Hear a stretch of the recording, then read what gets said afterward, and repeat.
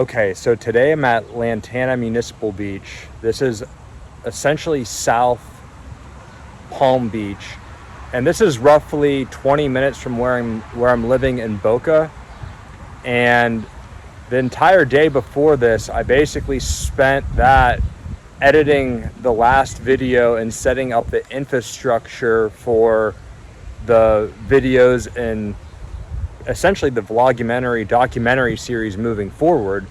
And these went from being Instagram stories to now they are YouTube documentary vlogumentary series. And I had to edit them. I started doing interviews, putting titles on there, context. Then I had to upload them and put them up onto a YouTube page. So that's what I got done today, which basically meant that later on, that I didn't get to the beach until later on today. I could have not went, but I wanted to keep the habit flowing. And yeah, I'm at Lantana Municipal Beach, and the other side of this project is getting business deals done as well too. So I have like a couple business things I'm working on this week. One involves, I don't want to mention it until I'm very close to getting it done, but that made me think that that's going to be another part of this vlogumentary documentary series, is also coming up with the ideas and the deals and the business ventures or enterprises to work on, and getting creative with business. And then as equally as important is the execution of it. And there's infinite ways to execute whenever you're an entrepreneur, but I'm going to show the genesis of ideas with business, and then the execution and the finalizing of deals and sales as well too. So I'll basically come up with a business idea, experiment with it, and then ideally get it done while I'm doing stuff at the beach, meeting people, and creating art, and always learning and living this lifestyle.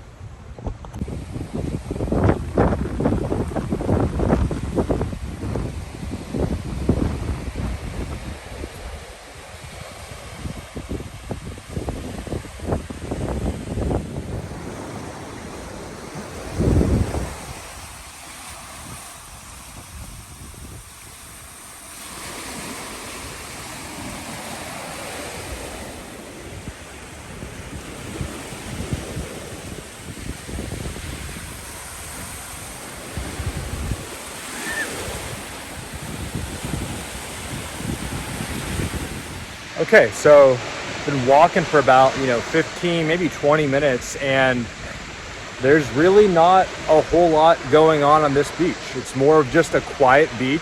Quiet beaches are good. You want to come out and read, and place to have sex on the beach. This is one of the beaches that would probably work for that. And it really is surprising to me.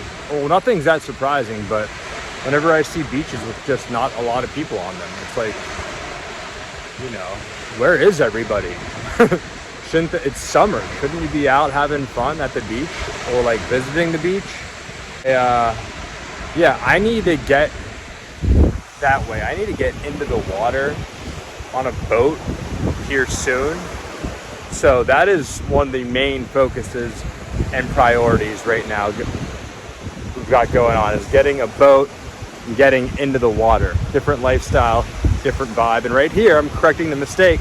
I'm walking and I have this camera with me, and I'm getting more of a steady shot. So on every single episode, we're gonna fix mistakes from the last episode as well, and we're gonna set objectives, and then we're gonna follow through with those objectives. That's it right there. Okay, so just walking on the beach, and now I'm setting objectives and goals as they're coming to my mind. And this is my creative process. This is why I think that I'm good, is because when the idea comes to me, I write it down, and then it doesn't just get absorbed into, or it just doesn't dissipate and not be able to be used at an appropriate time. So some of the objectives: meeting people, let's beef up how I'm presented online since I'm releasing online. Let's meet some women. Let's get some pictures with the women. Let's get them to see if they commit to going out onto a boat whenever I get a boat. Start making a community. And then on top of that, I can also, one of the other objectives can be to find people that might need help in some aspect of their life, and then see what we can do to help them in that aspect of their life. Kind of like, I forget what they're calling it, dream manufacturing or whatever, and that could be another experiment as well too. So my main thing is working on my cabin development, treehouse down here. I'm content with the film. Can also work on my abs a little bit.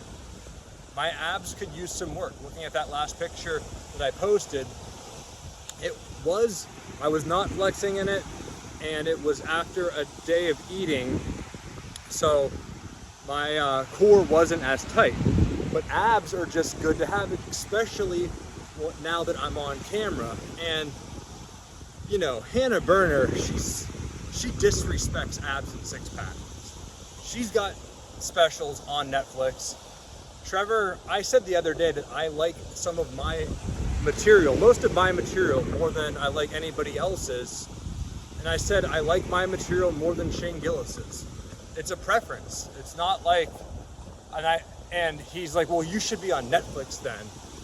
And I'm like, Netflix isn't the pinnacle of anything, or of comedy, of film. It's, I mean, there's horrible comics on Netflix. And like some of the specials that are put on there are absolutely garbage. And you know, focusing on good stuff, good writing, good delivery,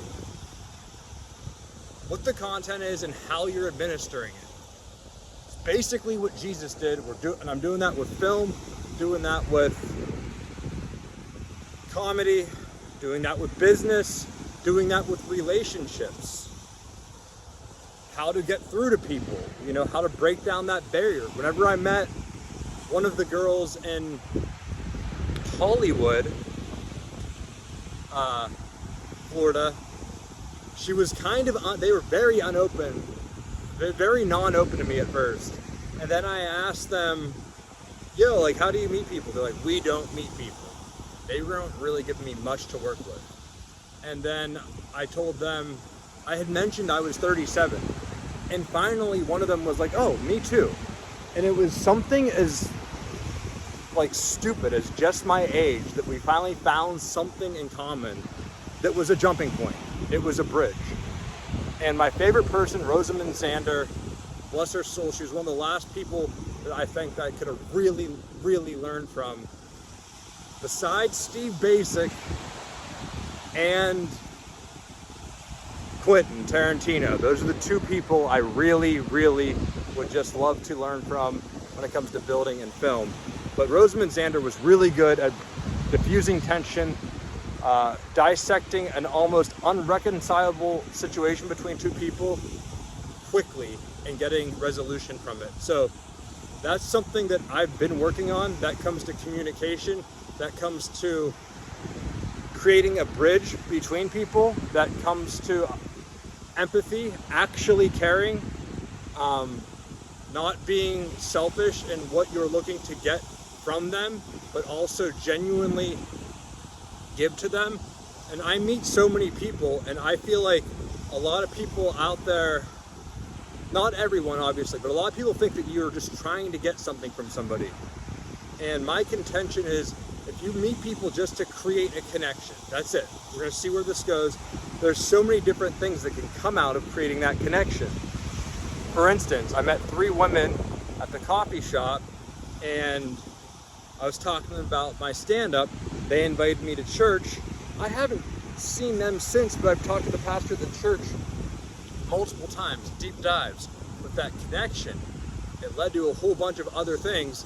And I've seen other people, mainly at the gym, that are very closed off, headphones on, or maybe right out of work, and they're not really ready to meet people. So, you know, a lot of people are really busy, and, you know, you've got the algorithm connecting people together on the dating apps. That can be very problematic, and we've seen what that's looking like. But meeting people just to create a connection, find something in common, create community. And that's one of the biggest things I myself am personally lacking, is community. And that's what I'm doing. I'm creating community. I'm creating a network. And, you know, I think that, yeah, it's partly based on lifestyle, mental, physical, and spiritual health, and being creative, doing fun things, getting back to nature, connecting with people, getting intimate, and, you know, love as well. So stay blessed, and I'm gonna continue scrolling down this beach, but I might have to turn around at some point. It's been almost an hour.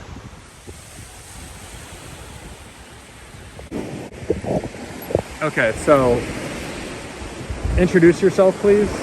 Hi, my name is Sammy, and I'm from Miami, Florida. Wow, okay, that's big. So we're in Lantana today. Tell me how you ended up in Lantana today. Okay, I ended up in Lantana because this is Santana, and the beach sounded like his name, so I was driving to Miami, and I just saw on the maps the Lantana Beach. Is that really how your decision making went? I swear. Santana, Lantana? Yeah, I was gonna go up more north, and then I saw Lantana, and I was like, okay, I'm coming here. Sounds like my dog's name. What's your dog's name? My dog's name is Storm. Storm? Yeah. Okay, kind of. I got him during a blizzard. Okay, that makes sense. That's all. How did you name him? He's named after Carlos Santana. Makes sense. And Joel Santana, the rapper. So in my last video I posted online, it's still online today, I had a Dipset song on it. Okay. With Joel Santana. Yeah, we like Dipset. Yeah. I like that. How did you get into Dipset? I mean, they're like, they were hot whenever I was 18. I mean, I'm a Young Money fan. I grew up on like an old hip hop music. Mm-hmm. And I think there was, he did a song with Davies. I'm a big fan of Davies. He's a New York rapper. Okay. So yeah, just like you know what else is like big in rapping is living in Miami. That is. Why do the rappers live in Miami? Because I think that's where the BBLs live. Yeah. I think that all along the beach, all along all of Miami. How many people are getting BBLs and stuff that you know nowadays? Do you have a BBL? No, Okay. I don't. Never will.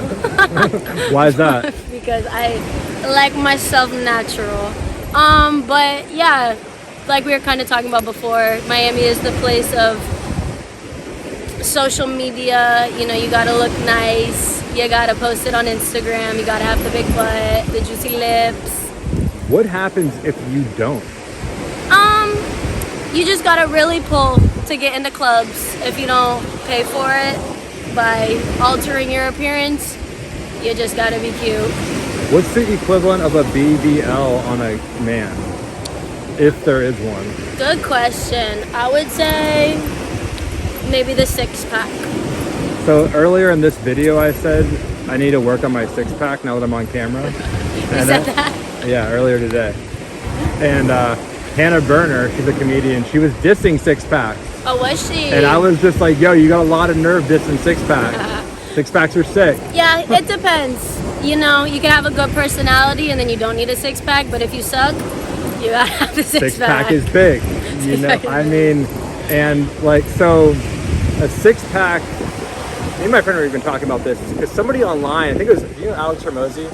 No. He's a influencer, but his thing is venture capital. Okay. And he said that there's more people that are millionaires than have 6-packs. I believe that. It's something that he said recently. But anyways, you know, so having a personality in Miami, where does that come in? What kind of guy is going for the girl that like likes the like all the fake unnatural stuff? The rappers. circling back to it, people who just want to look good for the gram. Who was dating Nicki Minaj? Some predator? Was it Meek Mill? No, the other guy. Yeah, maybe. Because one of her butts got fucked up. Did they? And then he didn't like it. They were on a trip and they were getting like shots. Her butt like combusted. What? When Did you ever was see this? There's a picture online. Wait, I gotta look it up. Nikki's my girl. I like Nicki. And then something like that, I'm probably gonna cut this out. But like something like that happened with Cardi B as well too. With one of the Really? football players she was dating. Yeah, personally, from my husband, he's told me that he doesn't like kissing unnatural lips. So if you are thinking about getting lip injections, some men don't like kissing that. So And also, some men don't like grabbing a fake ass or fake titties, so. I mean, I'm gonna take this to a whole other level. Do you ever take mushrooms? Okay. I was thinking about what it would be like being around somebody that has that look while I was on mushrooms. Or like if you were on mushrooms and you had it inside your body, that would probably tweak me out. I can't look at myself on mushrooms, let Yeah. alone like Like distorted face, big old cheeks. Yeah, that would freak me that's like a out. distorted face. So like again, like this is what's kind of in, and this is how that, because I'm also seeing this happen with girls that haven't even completely matured yet. Facts. Let alone women that are aging. I'm talking about women that haven't even reached their peak of beauty. You got to stay strong in the youth, because I've definitely experienced insecurities in myself, and like you just grow out of them, and phases change. The big lips are in 1 year, and then the next year it's thin with big tits. It changes every year, and if you're beautiful, I feel like uniqueness is beauty, and a lot of young girls need to understand that we don't need to change ourselves, we just need to mature and wait. Do you know the song Unpretty? I'm pretty? No. Lantana, come on. I'm here. Good boy. Thank you, good boy. So I'm pretty, no. Unpretty, do you know who TLC is? Yeah. So they made the song, and it was talking about you could buy your hair if it won't grow, you could try to fix your nose if it says so, but if you can't look inside you and find out just who is in a position to make you feel like that. Yeah. And it advocates a whole different set of morals, you know, Facts. like That like makes you think of how beauty is in the eyes of the beholder, whatever that thing is. But yeah, beauty is subjective. So someone's gonna think you're gorgeous, and you gotta think you're gorgeous so others, you can receive that. So what happens if somebody is doing that, and then the person that they might have thought would have been gorgeous now isn't attracted to that? You lose them. You lose a good one. That could be a problem. Yeah, I mean, hopefully they love you for who you are and they'll stick with you. But yeah, I guess that's a problem. Do you have anything else to share? No. Go to a random beach, I guess, and meet a new friend. Yeah. That's what I have to share. Okay, so wrapping up this episode, one of the main themes of this episode was just getting something done no matter what, just showing up. Because I had spent the entire day editing and I didn't get to the beach until like 5 p.m., but I kept the process going. Got to the beach and there weren't really many people there. So I walked it. I thought, some concepts in my head about where I want this project to go. I filmed that. I got what I could. And then I met Sammy on the beach as well too. And you just keep going. Towards the end of the walk on the beach, I was thinking to myself, like, you know what, like, I don't even bother asking anybody anything. But then I saw two groups of people, one before Sammy, and then I saw Sammy, went up to her, and we ended up having a good conversation, like, which might springboard into another project, maybe a friendship, maybe pops up in one of the future episodes of this. You never know what's going to happen when you meet somebody. And I think that, like, now that I have some of the objectives in my head are to get a boat, get some girls and people out on the boat, do some business deals, focus on getting my film better, my new cabin prototype done, and working on my writing and stand-up. Those things, that's what I'm going to be focused on, and the implementation and showing how you could take a concept to fruition quickly and at least get the ball rolling in some way, shape, or form as quickly as you can. It's better, again, this continues to present itself. It's better to get started, and after a while and there's a huge difference between doing something than waiting to do something. The energy of doing something isn't some realm or reality that doesn't exist. It's your actual reality by just starting. So boat, get on the water, community, help people with their goals. Stay blessed.